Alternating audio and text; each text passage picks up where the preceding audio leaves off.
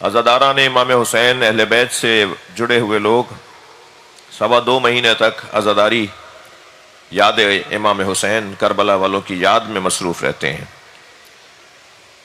Punjab police اور انتظامیہ کی جانب سے آئین سے ماورا ہو کر مجالس اور جلوس عزا کو روکنے کے لیے بے تحاشا طاقت کا استعمال اس سال بھی جاری ہے، حتیٰ NOC جاری کرنے کے بعد بھی اسے کینسل کر دینا اور جاری مجالس و جلوس کو روکنے کی شدت کے ساتھ کوشش کرنا، یہ ہمارے لیے قابل قبول نہیں ہے۔ لبیک یا حسین!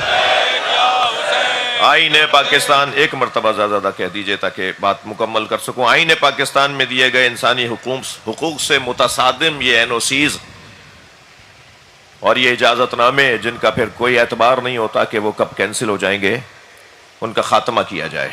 لبیک یا حسین! بانیان مجالس و جلوس اپنے بنیادی حقوق کو جانتے ہوئے ان سے دستبردار ہونے کے بجائے مکمل یکسوئی، ہمت، بہادری اور شجاعت سے عزاداری سید الشہداء کو جاری رکھیں۔ لبیک یا حسین! علماء کرام و ذاکرین، خطباء کی ذمہ داریاں کچھ سنگین ہیں۔ ماتمی انجمنوں، نوحہ خانوں، ٹرسٹیز، مختلف ٹرسٹ، مختلف ادارے تشیع کا روشن چہرہ پیش کرنے کی بھرپور کوشش کریں۔ عقائد تشیع کو خوبصورت انداز سے، مدلل اور معقول انداز سے اور حوالوں کے ساتھ اور انتہائی مناسب الفاظ کے ساتھ ائمہ کے فرامین کی روشنی میں، بزرگان دین اور علماء کرام اور اکابرین اور علماء متقدمین کی لکھی ہوئی کتابوں کی روشنی میں ان ایام میں بھرپور انداز سے پیش کریں۔ لبیک یا حسین! میں گزارش کر رہا ہوں سندھ میں بھی، پنجاب، بلوچستان سرحد، حتیٰ کشمیر اور KPK میں کچھ امن پسند اور قانون پرست افراد کو بھی 4تھ شیڈیول میں ڈالا گیا ہے، اور بعض کو کافی مدت گزر گئی ہے اور ہر کچھ مدت کے بعد ایسے افراد کے نام سامنے آتے ہیں کہ جنہیں صرف اور صرف اس وجہ سے قدغنوں کا اور پابندیوں کا شکار کیا جا رہا ہے کہ وہ اپنے علاقے میں فعال ہیں، وہ اپنے علاقے میں اپنے مذہب اور اپنے مذہب کے لوگوں کا ساتھ دیتے ہیں، ان کے ساتھ انتہائی توہین آمیز رویے ہیں، بدسلوکیاں ہیں، نہایت قابل مذمت عمل ہے۔ میں آپ کی توجہ، آپ کے ذریعے سے توجہ دلا رہا ہوں کہ اس عمل کو بند کیا جائے۔ لبیک یا حسین! پاکستان میں مسنگ پرسن کا مسئلہ حل ہو کر نہیں دے رہا۔ اس وقت ہمارے پاس کراچی سے وابستہ اور ایک آدھ دو کوئی جو لسٹ میرے پاس مجھے فراہم کی گئی ہے میرے دوستوں نے، مسنگ پرسن کی کمیٹی نے، تو یہ 24 افراد ہیں۔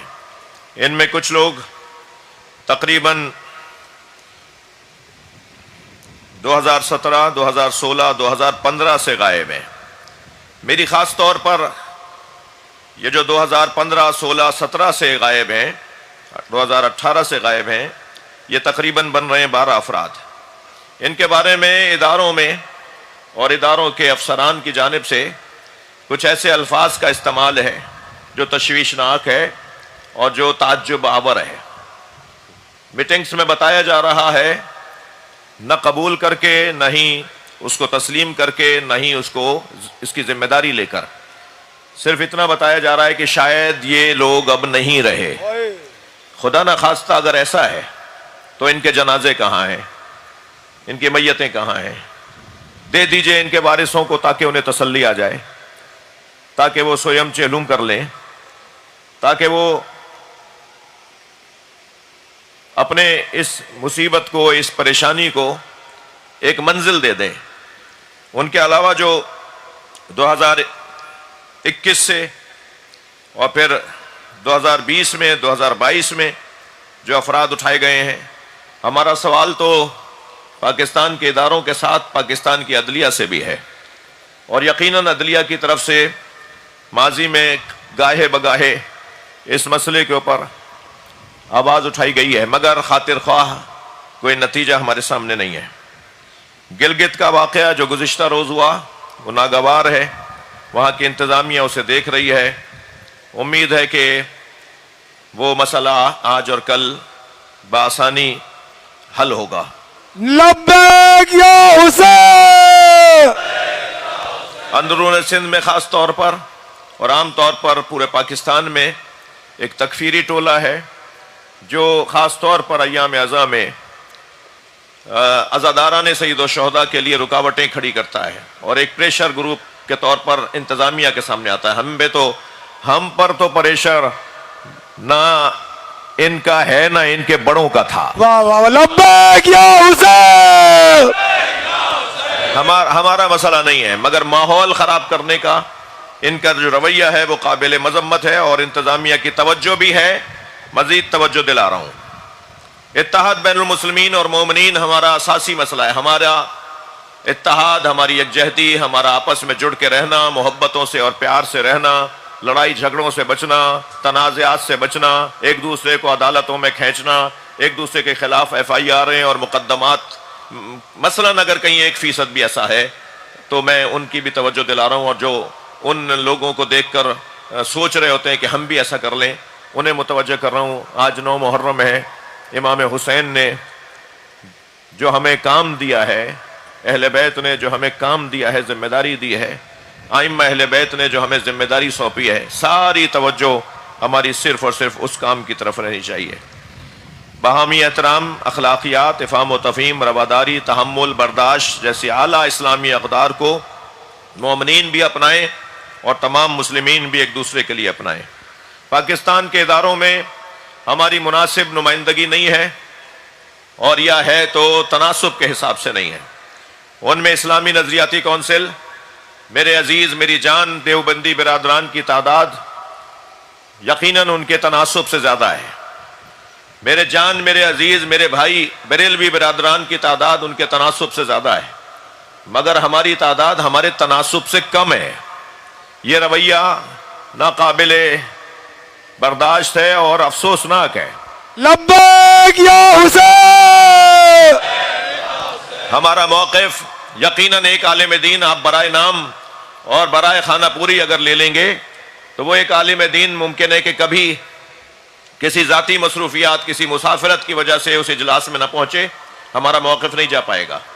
جیسے آپ نے 10-10 12-12 10-10 18-18 آپ نے اور شخصیات کو لیا ہوا ہے، میں نہیں کہتا کہ آپ اتنی تعداد بنائیں، مگر ہر صوبے سے، میرا آج 9 محرم کی اس مجلس میں، کراچی کی اس مرکزی مجلس میں جو ہر سال ہم ان مسائل کی طرف آپ کی توجہ دلاتے ہیں اور آپ کے توسط سے کسی کی توجہ دلاتے ہیں، میرا مطالبہ، ہمارا مطالبہ یہ ہے کہ ہر صوبے سے ایک عالم دین کو، شیعہ عالم دین کو اسلامی نظریاتی کونسل میں نمائندگی دی جائے۔ لبیک یا حسین! وفاقی، اچھا نعرہ اگر نہیں لگانا تو نہیں لگائیں، اگر لگانا ہے تو پھر نعرہ حیدری! حسینیت! حسینیت! وفاقی شریعت عدالت میں ہماری نمائندگی 0۔ پاکستان کے اندر شرعی فیصلے، پاکستان کے اندر دینی مذہبی فیصلوں میں ہماری طرف سے کوئی نمائندگی نہیں ہے۔ ادارہ تحقیقات اسلامی، پاکستان میں اسلامیات پر تحقیق ہو رہی ہو اور شیعہ سے مشورہ نہ لیا جائے۔ پاکستان کا ایک سرکاری ادارہ اسلامی موضوعات پر، دینی موضوعات پر ریسرچ کا ادارہ، ریسرچ کا مرکز، تحقیقات کا مرکز، اور اس مرکز کے اندر کسی شیعہ کی نمائندگی نہ ہو۔ مجھے تو ایسا ہی لگ رہا ہے جیسا مولا کائنات بلا تشبیہ، جیسے مولا کائنات نے بلا تشبیہ ایک مرحلے پہ فرمایا تھا نا کہ جس مشورے میں اہل بیت ہی نہ ہو وہ مشورہ کیا مشورہ، جس مشورے میں جس اسلامی تعلیمات کی تحقیق اور ریسرچ کے اندر شیعوں کی نمائندگی نہ ہو وہ کون سی تحقیقات ہیں، وہ کیسی تحقیقات ہیں۔ لہذا اس بات کی طرف توجہ آپ سب کی اور آپ سب کے توسط سے عزیزوں کی دلا رہا ہوں۔ FIRs، داخلہ اور زبان بندیاں، داخلہ بندی اور زبان بندیوں کا سلسلہ اس سال بھی رسمی طور پر میں متوجہ کر رہا ہوں اپنے عزیزوں کو۔ محترم ہے بہت سارے امور میں مشورہ کرتے بھی ہیں، مشورہ دیتے بھی ہیں، مشورہ لیتے بھی ہیں. ہمارا ملک ہے، ہمارے عزیز ہیں، ہمارے افسران ہیں، ہمارے ہیں، ہم ہیں. یہ جو ایک روایاتی اعتبار سے ہر سال ایک لسٹ جاری ہوتی ہے صوبوں میں، پھر صوبہ کچھ اور کہہ رہا ہوتا ہے اور ڈسٹرکٹس کچھ اور کہہ رہے ہوتے ہیں. بھائی تم اضلاع اپنے صوبے کے پابند نہیں ہو. تمہارا ضلع کچھ اور کہہ رہا ہے، تمہارا صوبہ کچھ اور کہہ رہا ہے، تمہارا صوبہ کچھ اور کہہ رہا ہے، تمہارا ڈویژن کچھ اور کہہ رہا ہے. 15 ناموں میں ایک نام 3 دفعہ، ایک نام 4 دفعہ. 15 نام تو ایک فہرست ایک صفحے پر آ رہے ہیں نا. آپ نے وہ ایک صفحہ پڑھا ہوگا، ایک نام 4 دفعہ آ رہا ہے، سائن کر دیا آپ نے. یعنی آپ کو اتنا بھی احساس نہیں ہے. یہ عمل بتا رہا ہے کہ آپ پڑھتے ہی نہیں ہیں. آپ کو نیچے کا افسر لا کے آپ کی میز پہ رکھ دیتا ہے، آپ اس پہ سائن کر دیتے ہیں، اور یہ نہیں سوچ رہے کہ کتنا حساس مسئلہ ہے. اس میں بڑے نام ہیں، اس میں بڑے بڑے پیروں کے نام ہیں، اس میں بڑے بڑے ان لوگوں کے نام لاکھوں لوگ احترام کرتے ہیں. آپ دل آزاری کر رہے ہیں، آپ نظر انداز کر رہے ہیں، آپ حلال کر کے تنخواہ نہیں کھا رہے. آپ تنخواہوں کو حلال کر کے نہیں کھا رہے. آپ کا کام تھا کہ آپ پڑھتے. یہ عمل جاری ہے. ہر سال اسی لسٹ کو جن کی رحلت ہو جاتی ہے ان کے نام بھی ہوتے ہیں. اس روایت پر اپنے طریقہ کار پہ نظر ثانی کریں. تکلیف دہ بات ہے. لبیک یا حسین. نصاب تعلیم، یکساں نصاب تعلیم کا مسئلہ، میں صرف اس میں ایک نقطہ کہوں گا کہ اس پر مکمل اور مسلسل ہماری جانب سے، ہماری قیادت کی جانب سے، ہمارے ملک کی سطح کی تنظیموں کی جانب سے، ہمارے علمی تحقیقی مدارس اور اداروں کی جانب سے مسلسل تحفظات کا اظہار ہے، مگر کن پٹی پہ جوں نہیں رنگ رہی. تحفظات کو دور نہیں کیا جا رہا. ملک گیر سانحات کے بارے میں ہر سال سینہ کوٹتا ہوں. ہمیں بتاؤ کہ ہمارے ساتھ یہ کیا ہوا. سانحہ راولپنڈی کی تحقیقات کہاں ہیں؟ سانحہ کراچی کی عاشورہ کے جلوس کی تحقیقات کہاں ہیں؟ کوئٹہ کے اندر جو کچھ ہوا اس کی تحقیقات کہاں ہیں؟ ہمیں بتایا جائے. ہمارا حق ہے، ہمارا خون تھا وہ. ہمارے عزیز، ہماری جان، عزادار، محترم لوگ، متقی پرہیزگار، نماز شب اور عبادات کے پابند لوگ تھے جو ان میں شہید ہوئے ہیں. ہمارا حق ہے کہ ہمیں بتایا جائے کہ ان کی تحقیقات کہاں تک پہنچی، کیا ہوا، کون تھا. لبیک یا حسین. زیارت پالیسی کے حوالے سے عمران خان کے زمانے میں وہ پالیسی شروع ہوئی، کچھ آگے بڑھی، دوسرے دور میں اسے روک دیا گیا، اور اب بغیر فائنل کیے، بغیر مشوروں کے، بغیر اس کو حتمی شکل دیے بغیر اس پر عمل کی جھلکیاں آنا شروع ہو گئی ہیں. ابھی تو فائنل نہیں ہوا تھا بھائی، ابھی تو طے نہیں ہوا تھا. ہم نے جو تحفظات لکھ کر دیے تھے، خود یہ فقیر ان بعض نشستوں میں رہا ہوں، ان تحفظات کو کیا ہوا؟ ان تحفظات کا کہاں ہے وہ دستاویز جس کو آپ تیار کر کے زائرین کے لیے پالیسی بنا رہے ہیں؟ عراق، ایران، شام جانے والے زائرین کے لیے جو پالیسی آپ نے مرتب کی ہے اس کی جھلکیاں آنا شروع ہو گئی ہیں کہ گویا آپ اس میں عمل کرنے جا رہے ہیں. وہ فائنل کہاں ہے؟ وہ حتمی کہاں ہے؟ ہم حق رکھتے ہیں کہ اگر ہمارے ساتھ زیادتیاں ہوئیں زائرین کے ساتھ تو پھر ہم عدالت کا رخ کریں. نعرہ حیدری. بین الاقوامی مسائل کی طرف آپ کی توجہ ہے. پہلگام سانحہ کے متاثرین سے تعزیت کرنے کے ساتھ اس کے بہانے سے جو پاکستان پہ جارحانہ حملہ ہوا وہ قابل مذمت ہے. اس طرح کا عمل، عجلت میں ایسا کام بہت بڑے نقصان کو سامنے لے کر آتا ہے. مگر ایسے میں پاک فوج نے، ہماری افواج نے بھرپور جواب دیا. ہم اپنے وطن کے محافظوں کے لیے دعا گو ہیں. نعرہ حیدری. اسرائیل کا ایران پر جارحانہ حملہ اور پھر امریکہ کا ایران پر جارحانہ حملہ اور اس کے جواب میں ایران کا منہ توڑ جواب اور ایک سپر پاور کا خول اور بھوت اتارنے کا عمل، یہ پورے عالم اسلام کو خرسند اور شادمان کر گیا۔ حسینیت، حسینیت، یزیدیت، یزیدیت۔ ہم اپنے اس اسلامی پڑوسی ملک کے ممنون اور متشکر ہیں۔ غزہ مسلمانوں مظلوموں کی حالت زار بنا ہوا ہے۔ 17 اکتوبر 2023 کے بعد سے حماس اور حزب اللہ کے سرکردہ رہنماؤں کو شہید کیا گیا۔ 60,000 فلسطین معصوم بچوں، خواتین اور بوڑھوں کا قتل عام ہوا، نسل کشی ہوئی، اور اب تک عالمی امن کے دعوے دار ادارے اور اکثر مسلم ممالک کے حکمران بے حسی کا شکار اور خاموش تماشائی نظر آتے ہیں، جس پر افسوس ہے۔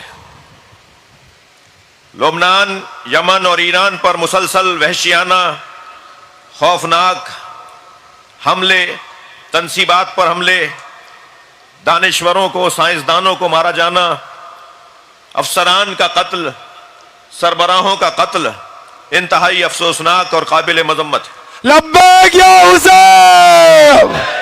مقبوضہ کشمیر آج بھی آپ کی اور میری مدد، دعاؤں اور توجہ کا محتاج ہے۔ ہمارے پڑوسی ملک کی وہاں جارحیت اور ان کے ساتھ زیادتیاں قابل افسوس اور مسلمانوں کی بیداری کے لیے شاید اور توجہ کرنے کے لیے شاید ضروری سمجھتا ہوں کہ اس مسئلے کی طرف بھی توجہ کریں۔ نعرہ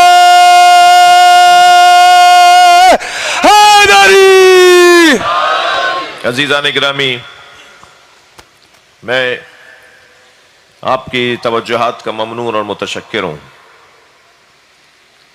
2-3 منٹ میں اذان شروع ہونے والی ہے، مجھے ایک بات اور فضائل کے باب میں کہنے دیجئے، اور پھر ہم اذان کا احترام کریں گے اور پھر چلیں گے کربلا۔ کرم ہے ہمارے اوپر اہل بیت کا۔ جب کبھی کوئی مجلس میں جوان کھڑا ہو کر، کوئی بزرگ کھڑا ہو کے کہتا ہے کہ میں شیعہ ہونا چاہتا ہوں، تو میں فوراً اسے کہتا ہوں کہ بھائی کیوں شیعہ ہو رہے ہو؟ کیا سبب ہے تمہارے شیعہ ہونے کا؟ میں اپنے آپ کو کہتا ہوں ہم تو بہت اچھے نہیں ہیں، ہمیں جیسا ہونا چاہیے تھا ایسے تو نہیں ہے، تم ایسا کیوں کر رہے ہو؟ تو وہ جواب دیتا ہے کہ میں اہل بیت کی عظمت کی وجہ سے شیعہ ہو رہا ہوں۔ مگر ایک جواب اور بھی مجھے ملا، جس کے بعد میں بہت دیر خود بھی روتا رہا اور وہاں موجود لوگوں کے بھی آنکھیں نمناک ہو گئیں۔ ایک جوان، 3-4 جوان ایک ساتھ کھڑے ہوئے تھے، اندرون سندھ کا واقعہ ہے۔ اس نے کہا کربلا میں حسین ابن علی کا پیاسا اور بھوکا مارا جانا، اور اس مظلومیت کے مبلغ آپ لوگ ہیں۔ اگر شیعہ نہ ہوتے تو شاید امت کو معلوم بھی نہ ہوتا کہ اسلام کے ساتھ کیا کھلواڑ ہوا ہے، مذہب کے ساتھ کیا مذاق ہوا ہے۔ اسلام کے نام پر لوگ ممبروں پر آ کے بیٹھے ہیں اور انہوں نے اپنی نفسانیت، اپنی خود پسندی، بنی امیہ کے حالات آپ کے سامنے ہیں، بنی عباس کے حالات آپ کے سامنے ہیں۔ یہ ایک چین کا حصہ ہے نا سارا قصہ جی۔ کبھی تصور کیا کہ جناب زینب کھڑی ہوں اور یزید بیٹھا ہو؟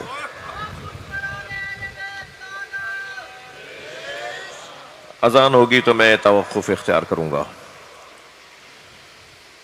کبھی تصور کیا کہ حسین کے سینے پہ سونے والی 4 سالہ بچی اس کے گلے میں رسی باندھی گئی ہو.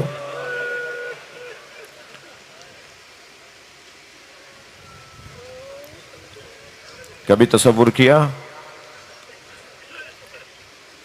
کہ جن کے فضائل قرآن میں اترے ہوں ان کے سروں سے چادریں اتار لی گئی ہوں؟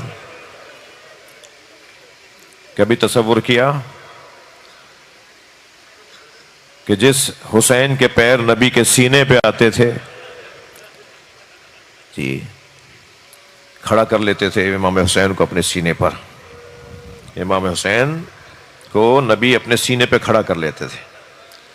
میں جب پچھلے دنوں مولانا طارق جمیل کے گھر ان کے بیٹے کی تعزیت کے لیے گیا، شاید وہی موقع تھا، تو انہوں نے ایک چارپائی پر بہت خوبصورت بستر بچھایا ہوا تھا، بڑے خوبصورت گاؤ تکیے لگائے ہوئے تھے، اور کچھ موڑے اور کچھ کرسیاں بھی رکھی ہوئی تھیں. جب وہاں ہم قریب پہنچے تو میرا ہاتھ پکڑ کر زبردستی انہوں نے وہاں بٹھایا اور کہا آپ اہل بیت کی اولاد ہیں. ہماری فلاں کتاب کے اندر یہ روایت موجود ہے کہ حسین ابن علی ایک سفر سے لوٹے تو حضرت امام حسین کے لباس پہ گرد راہ تھی. جب حسین کا گھوڑا مدینے کے قریب پہنچا تو تمام اصحاب نکل کے باہر آئے حسین کے استقبال کے لیے. تو مولانا فرما رہے تھے کہ ان میں حضرت ابو ہریرہ بھی تھے. انہوں نے آگے بڑھ کر، جیسے ہی گھوڑا رکا، انہوں نے آگے بڑھ کر اپنے سر کا امامہ پکڑ کر کھینچا جو کھل گیا، اور پھر اپنے سر کے امامے سے حسین کے جوتے صاف کرنے لگے. تو مولانا یہ رو کر سنا رہے تھے کہ امام حسین نے ان کا ہاتھ روکا، کہا آپ میرے بابا کے دوست ہیں، آپ مجھ سے سن و سال میں زیادہ ہیں؟ تو انہوں نے کہا نہیں حسین، میں نے یہ پیر نبی کے سینے پہ دیکھے ہیں.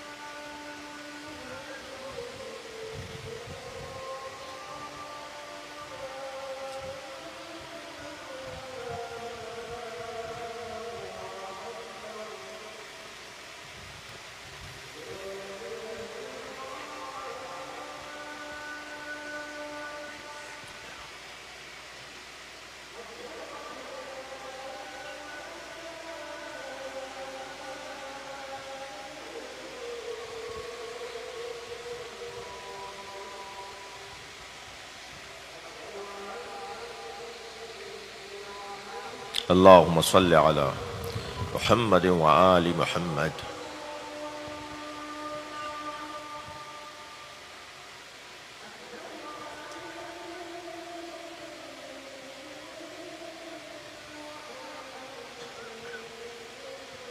اللہم صلی علی محمد وآل محمد.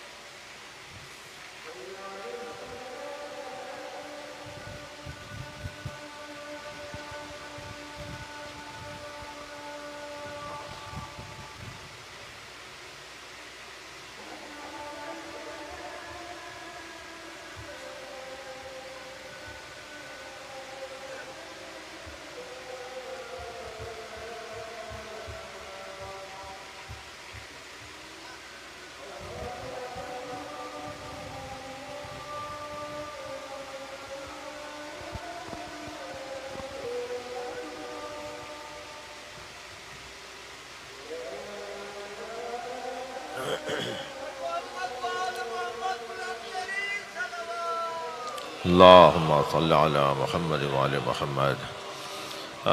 بلند صلوات دیے کریں.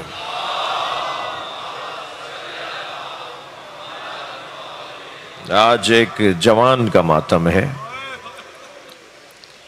چلیے میرے ساتھ ذرا کربلا چلیے. عاشور کا دن ہے. امام حسین کا مجاہد لشکر اپنی قربانی کے لیے تیار ہے. ساری رات اصحاب حسینی نے تیاری کی. کوئی قرآن پڑھتا رہا، کوئی نمازوں پر نمازیں اور سجدوں پر سجدے ادا کرتا رہا.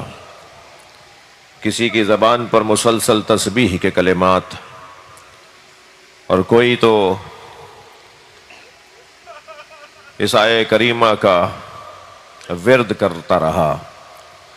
من المومنین رجال صدقوا ما عہدوا اللہ علیہ. مومنین میں سے کچھ ہمت والے لوگ ہیں جو اپنے اللہ سے کیے ہوئے عہد کو پورا کرتے ہیں.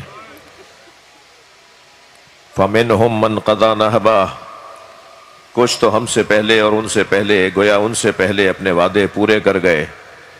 وَمِنْهُمْ مَنْ يَنْتَظِرُ.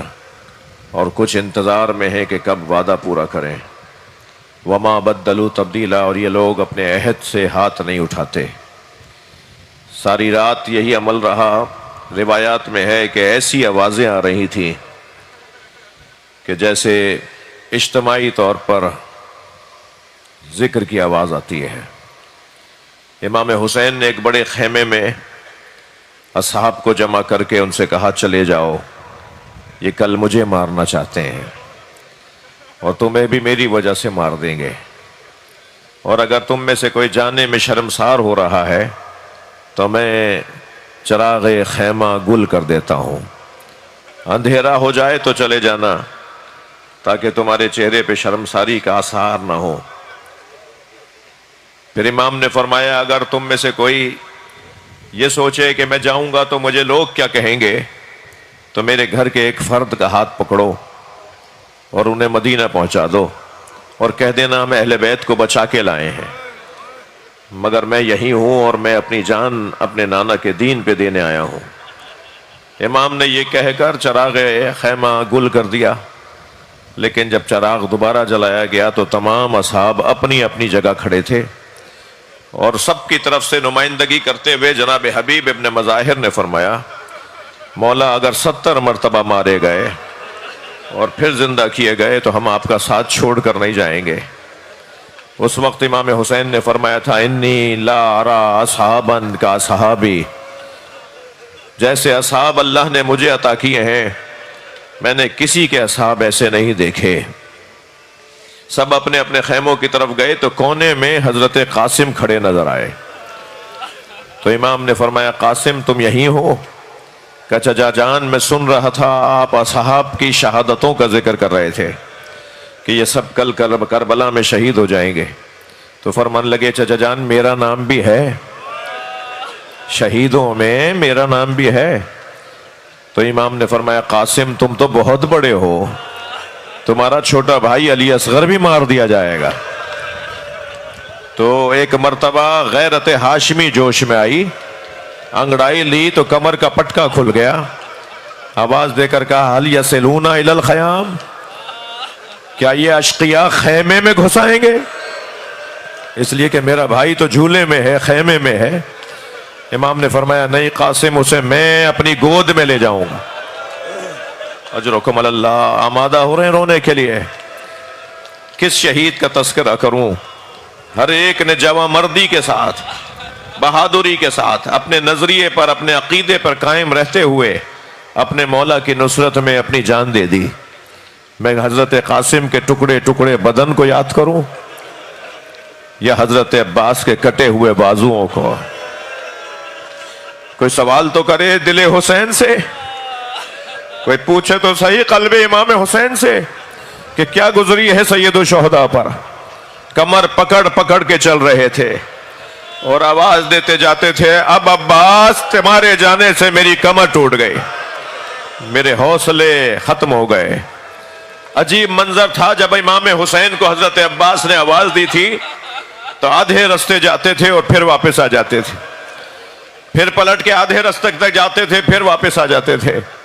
یہ ہو یہ رہا تھا کہ جب آدھے رستے تک جاتے تھے تو خیال آتا تھا اب بیویوں پہ حملہ ہوگا، اس لیے کہ ان کے پردے کا محافظ مارا گیا، اور پھر واپس آ جاتے تھے تو خیال آتا تھا میرا عباس مجھے بلا رہا ہے۔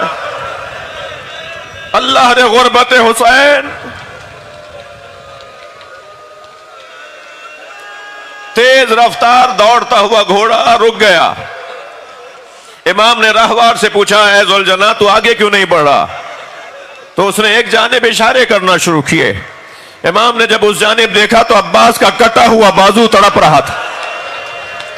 امام گھوڑے سے اترے، مستند مسائب پڑھ رہا ہوں، بزرگوں نے جو جملے لکھے۔ امام گھوڑے سے اترے، حضرت عباس کا بازو اٹھایا، پھر آگے بڑھے، پھر گھوڑا رک گیا، پھر اس نے ایک جانب اشارہ کیا۔ اب جو دیکھا تو دوسرا بازو نظر آیا۔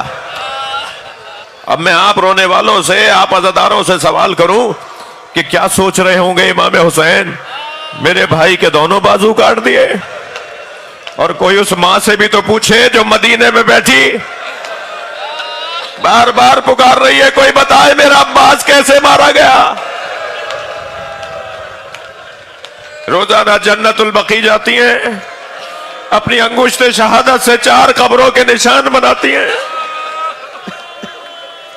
چاروں بچوں کے نام لکھ کر کہتی ہیں مجھے ام البنین مت کہا کرو۔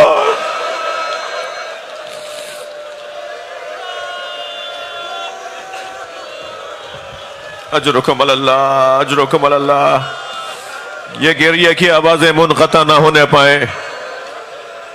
آج 9 محرم ہے،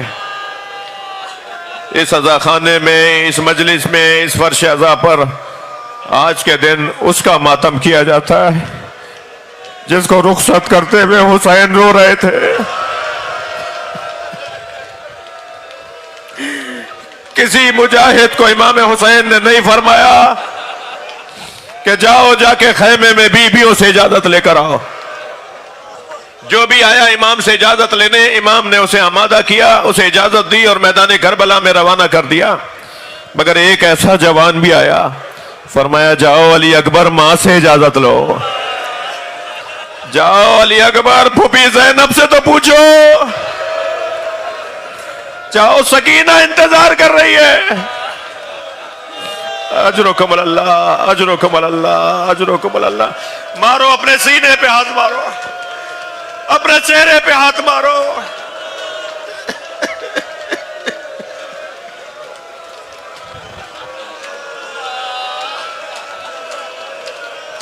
کوئی نہیں روک رہا تمہیں۔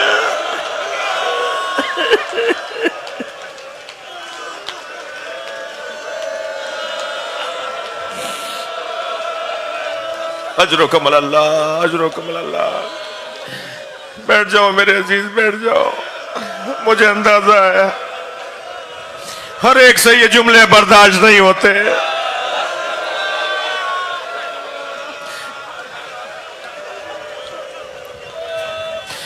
میرے لیے دعا کرو کہ میں بیان کر پاؤں، میں بھی تو آپ کی طرح عزادار ہوں۔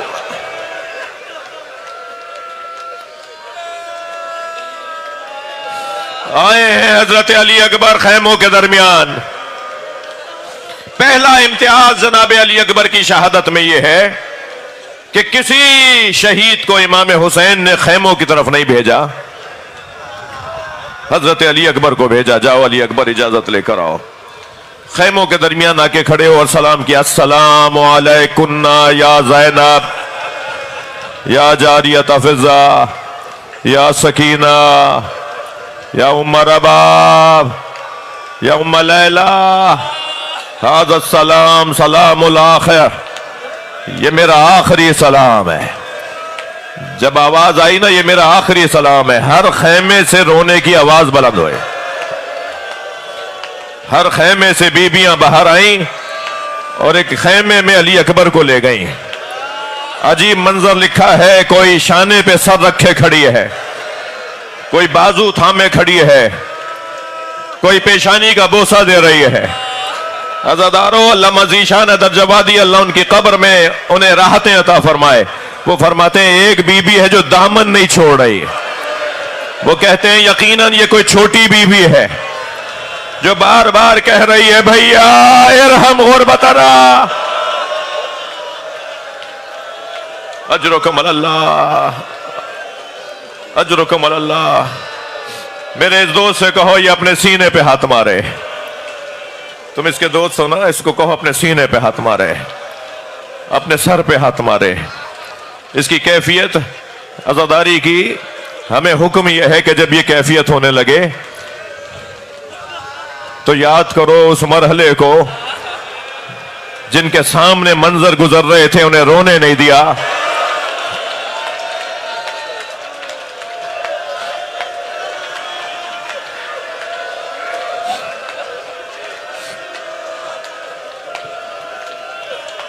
حضرت علی اکبر ایسے خیمے سے باہر آئے جیسے جوان کی میت اٹھ رہی ہو، بار بار خیمہ کا پردہ گرتا تھا، پھر پردہ اٹھتا تھا، آ کے بابا کے سامنے کھڑے ہو گئے، بابا مجھے جانے کی اجازت ہے۔ سر سے لے کر پیر تک خوب آرام سے مولا حسین نے دیکھا اور فرمایا کاش تم جیسا جوان بیٹا ہوتا۔ اجرکم اللہ، اجرکم اللہ۔ حق ہے اپنی آوازوں کو آزاد کریں، جس کے مذہب میں رونا جائز ہے وہ تکلف نہ کریں، 9 محرم ہے، تاسوعا ہے۔ اپنے ہاتھ سے اپنے بچے کو سجایا، امامہ باندھا، تلوار حمائل کی، اور علی اکبر کے گھوڑے عقاب کو علی اکبر کے سامنے کیا، میرے لال بیٹھ جاؤ اس کے اوپر۔ اور پھر حضرت علی اکبر جب روانہ ہوئے تو حضرت علی اکبر کے کان میں آواز آئی جیسے کوئی پیچھے دوڑتا ہوا آ رہا ہے۔ اجرکم اللہ، اجرکم اللہ۔ حضرت نے مڑ کے دیکھا تو کیا دیکھا؟ امام حسین دوڑتے ہوئے آ رہے ہیں اور آواز دیتے جا رہے ہیں مہلن مہلا یا بنیا، اے میرے لال آہستہ آہستہ جاؤ۔ حضرت علی اکبر اتر آئے، بابا مجھے تو آپ نے رخصت دے دی تھی، کہ ایک مرتبہ اور گلے لگانے دو، میری یہ باتیں انہیں سمجھ میں نہیں آئیں گی جن کا دل سخت ہے، مقتل کے یہ جملے انہیں سمجھ میں نہیں آئیں گے کہ جن کا دل سخت ہے، لیکن جو انسان کامل ہوتا ہے، انسان اکمل ہوتا ہے، اس کا اتنا ہی دل نرم ہوتا ہے۔ نبی کا کم سن بیٹا حضرت ابراہیم کی رحلت ہوئی تو سرکار کے آنسو رک نہیں رہے تھے۔ نبی کی ایک زوجہ نے کہا یا رسول اللہ یہ تو کم سن ہے، بچہ ہے۔ فرمایا مجھے نہیں معلوم، مجھے رونا آ رہا ہے، یہ میرا گریہ رحمت ہے۔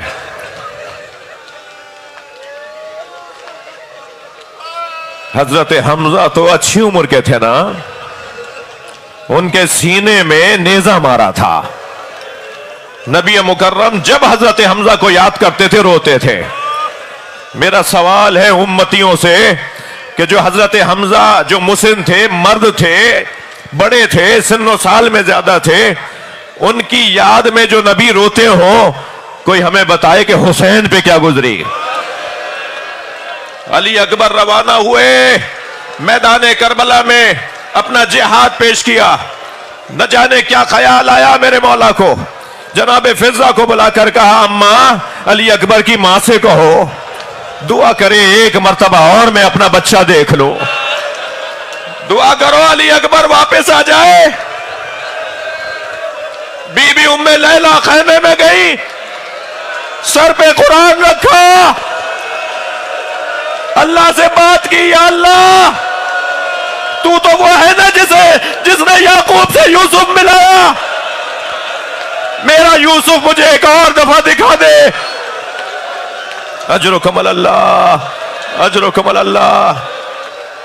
کہ ایک مرتبہ تکبیر کی آواز آئی، جناب ام لیلہ نے در خیمہ پہ جا کے دیکھا تو کیا دیکھا؟ علی اکبر بابا سے مل رہے ہیں، کچھ دیر کے لیے واپس آئے، ایک خیال آیا ہے تو اس کو لے کر واپس آئے، اور خیال یہ ہے بابا چند گھونٹ پانی کے مل جاتے ہیں تو میں اس دشمن کو بتاتا کہ میں کس کا پوتا ہوں۔ اجرکم اللہ۔ تھکے نہیں عزادارو، جو جہاں بیٹھا ہے آپ کا یہ روتا ہوا چہرہ امام حسین دیکھ رہے ہیں، جناب زہرا دیکھ رہی ہیں، خواتین کو ایک جملہ کہوں گا، کسی کو کوہنی مت مار دینا، کسی کو دھکا نہ لگ جائے، جناب زہرا آئی ہوئی ہیں اور اپنے ساتھ ایک 4 سالہ پوتی کو بھی لائی ہوئی، اور وہ جب آپ کو ایسے روتے ہوئے دیکھتی ہیں، اجرکم اللہ، اجرکم اللہ۔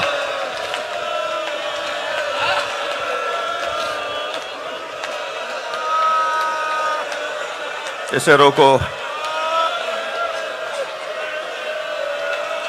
اسے سنبھالو۔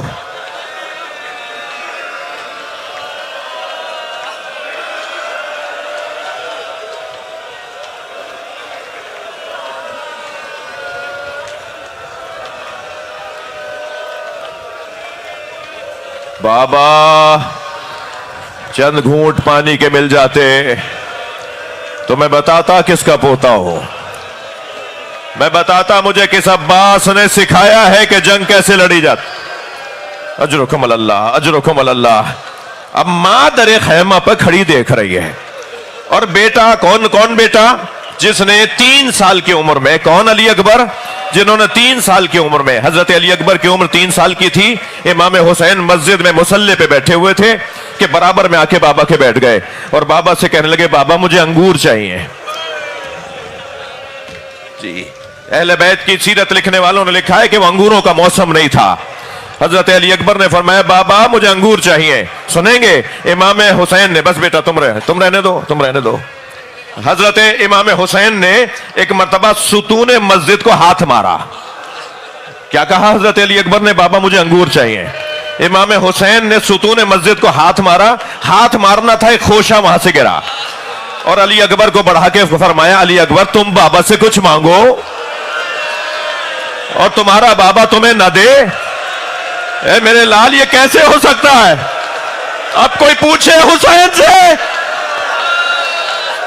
جوان علی اکبر پانی مانگ رہے، ماں در خیمہ پہ کھڑی دیکھ رہی ہے۔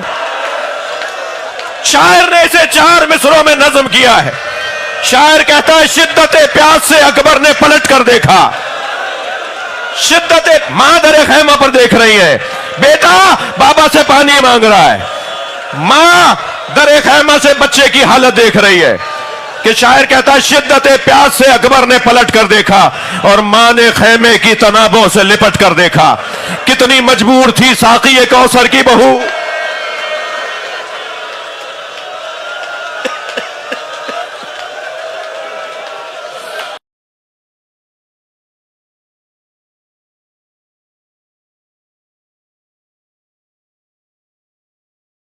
کتنی مجبور تھی ساقی کوثر کی بہو۔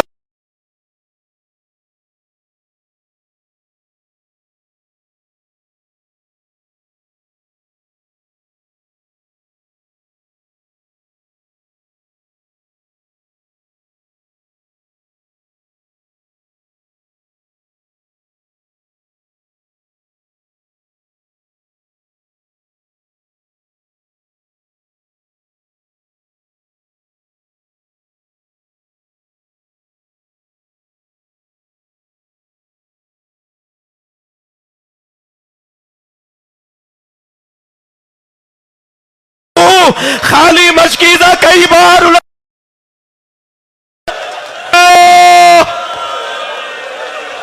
تمہارے نانا تمہیں سیراب کریں گے۔ آئے ہیں حضرت علی اکبر، پہنچے علی اکبر میدان کربلا میں، بڑے 80 پہلوانوں کو فنار کیا ہے اس پیاسے جوان نے، اور جب ایک مرتبہ سینے پہ برچھی لگی،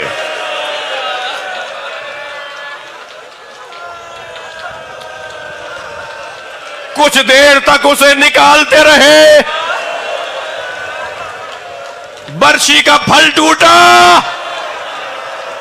گھوڑے سے زمین کی طرف آئے، آواز دی، بابا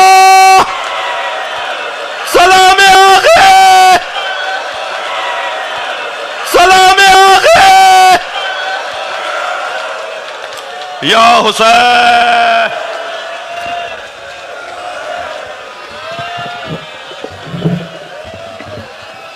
لپٹ کے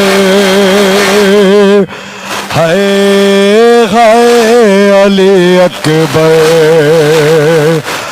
ہے علی اکبر ارمان تو غیب نہ ہوں گی پو شاک شاہانی یا حسین